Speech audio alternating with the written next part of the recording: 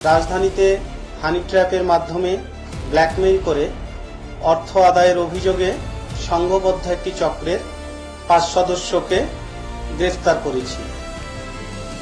গ্রেফতারকৃতরা হল মোহাম্মদ আনোয়ার হোসেন, বদিউজ্জামান শাহিন, মরিয়ম, শাহাদাত হোসেন, উর্মি বেগম।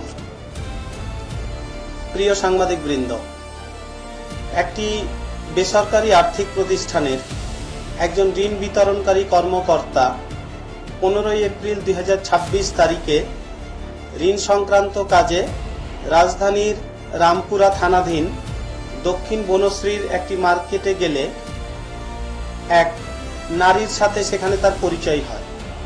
সেই নারী ঋণ গ্রহণে আগ্রহী বলে তার কাছে নিজের পরিচয় দেয় এবং এই ভুক্তভোগীর কাছ থেকে তার একটা ভিজিটিং কার্ড নেয়। পরবর্তীতে এই ভুক্তভোগীর সাথে ওই নারীর বেশ কিছুদিন মোবাইল ফোনে নিয়মিত কথা হতো এবং তাদের মধ্যে কথা বলতে বলতে একটা ঘনিষ্ঠ সম্পর্ক গড়ে ওঠে। পরে সেই নারী প্রস্তাব দেয় বনশ্রীর ইউনিটি হাসপাতালের সামনে দেখা করার জন্য। তো নির্ধারিত দিনে নির্ধারিত স্থানে পৌঁছানোর পর অন্য এক নারী এই ভুক্তভোগীকে রিসিভ করে এবং রিক্সা যোগে বিভিন্ন গলি অতিক্রম করে খিলগাঁও থানাধীন একটা ফ্ল্যাটে নিয়ে যায়। তো ফ্ল্যাটে প্রবেশ করার কিছুক্ষণ পরপরই খুব অল্প সময়ের মধ্যেই অতি দ্রুত সেখানে আরো 4 জন লোক উপস্থিত হয়। তারা উপস্থিত হয়ে এই ভুক্তভোগীকে বেধড়ক মারপিট করে এবং তাকে নগ্ন করে ওই নারীর সাথে তার কিছু আপত্তিকর ভিডিও ধারণ করে। এই ভিডিও ধারণ করার পরে তার মোবাইল ফোন, মানি ব্যাগ, নগদ অর্থ, ব্যাংকের এটিএম কার্ড, জাতীয় পরিচয়পত্র, ড্রাইভিং লাইসেন্স, মোটরসাইকেলের রেজিস্ট্রেশন সহ গুরুত্বপূর্ণ কাগজপত্র জোরপূর্বক ছিনায় নেয়।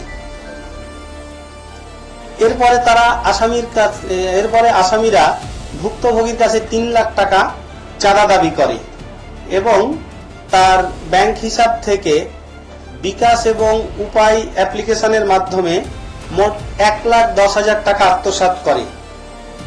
একই সাথে আপত্তিকর ভিডিও সামাজিক যোগাযোগ মাধ্যমে ছড়িয়ে দেওয়ার হুমকি দিয়ে বিভিন্ন সময়ে তাকে ব্ল্যাকমেইল করতে থাকে। একটা পর্যায়ে ভুক্তভোগী বাধ্য হয়ে খিলগাঁও থানায় 22 জুন 2026 তারিখে একটা মামলা দায়ের করে। প্রিয় সাংবাদিকবৃন্দ, এই মামলা দায়ের হওয়ার পর ডিবি সাইবার অ্যান্ড স্পেশাল ক্রাইমের সাউথ ডিভিশন এটা গত 2 জুলাই মামলাটা আমাদের কাছে আসে হস্তান্তর হয়ে আসার পরে আমরা প্রাথমিক তদন্ত শেষ করে 3 জুলাই দিবাগত রাতে সারা রাত ধরে আমরা রাজধানীর সবুজবাগ, বাড্ডা এবং খিলগাঁও এলাকায় সমন্বিত অভিযান পরিচালনা করি। এই সমন্বিত অভিযান পরিচালনা করে এই হানি ট্র্যাপ চক্রের মোট 5 জন সদস্যকে গ্রেফতার করি। এই সময় তাদের কাছ থেকে 9টি মোবাইল ফোন, 1টি ওয়াকি-টকি এবং নগদ 4,000 টাকা উদ্ধার করা হয়। তো আমরা তাদের কাছ থেকে এই জব্দকৃত ডিভাইসগুলো পর্যালোচনা করে প্রাথমিক তদন্তে যেটা পেয়েছি যে এই চক্রটা একই কৌশলে একাধিক ব্যক্তিকে ফাঁদে ফেলে নির্যাতন এবং আপত্তিকর ছবি ও ভিডিও ধারণ করে। এই আলামতগুলা এই ডিভাইসগুলা থেকে আমরা পেয়েছি এবং এই সব তথ্যের ভিত্তিতে সম্ভাব্য আরো ভুক্তভোগী এবং এই অপরাধ চক্রের সাথে জড়িত আরো যারা আছে তাদেরকে শনাক্ত করার জন্য আমাদের তদন্ত চলমান রয়েছে। এই গ্রেপ্তারকৃত আসামিদেরকে আমরা কোর্টে সোপর্দ করি এবং কোর্টে সোপর্দ করার পরে তাদেরকে পুলিশ রিমান্ডে নিয়ে আসা হয়েছে এবং বর্তমানে জিজ্ঞাসাবাদ চলছে এবং এই অপরাধের সাথে আরো কারা কারা জড়িত আছে, তারা আসলে এই অপরাধগুলা কি কি সংগঠনে কি কি কৌশলে সংগঠন করে সে বিষয়ে বিস্তারিত তথ্য এবং আরো এদের দ্বারা আরো কারা কারা ভুক্তভোগী আছে সেই বিষয়গুলো আমরা শনাক্ত করার চেষ্টা করতেছি।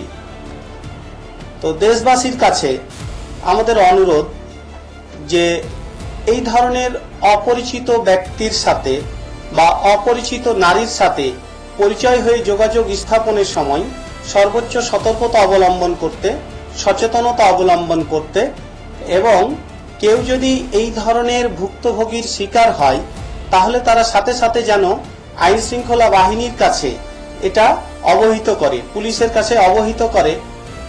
আমাদের কাজের একটা অভিজ্ঞতা থেকে আমরা দেখেছি যে ভুক্তভোগীরা সামাজিক কারণে এবং নিজেদের আত্মসম্মানের কারণে এই ভিক্টিমাইজ হওয়ার পরেও তারা পুলিশের কাছে যেতে চায় না। এমনকি অনেক সময় আমরা আইডেন্টিফাই করলেও তারা কোনো অভিযোগ দায়ের করতে চায় না বা মামলা দায়ের করতে চায় না।